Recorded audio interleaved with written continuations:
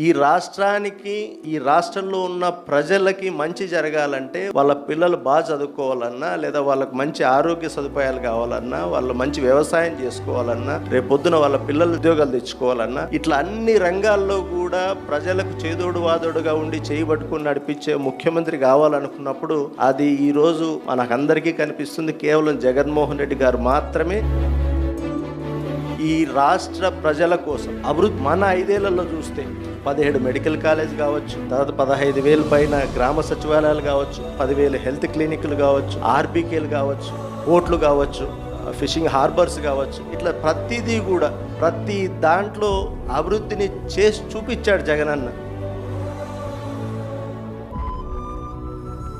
అట్లాగే administrative reforms, ఎక్కడ కూడా పేదవాడికి ఒకవైపు అన్ని రకాలుగా తోడుగా ఉంటూనే పేదవాడి ఆత్మగౌరవాన్ని, గవర్నమెంట్ సంబంధించిన 10 కావాలనుకున్నప్పుడు ఏ ఒక్కరి దగ్గర పోయి నిలబడి చేయి కట్టుకొని అడిగే పరిస్థితి లేకుండా ఆ ఊర్లోనే మన సచివాలయం దగ్గర వాళ్ళ పనులయ్యేలాగా వాళ్ళకు తోడుగా వాలంటీర్ని పెట్టి ఇన్ని అడ్మినిస్ట్రేషన్లకు రిఫార్మ్స్ చేసి చూపించాడు జగనన్న.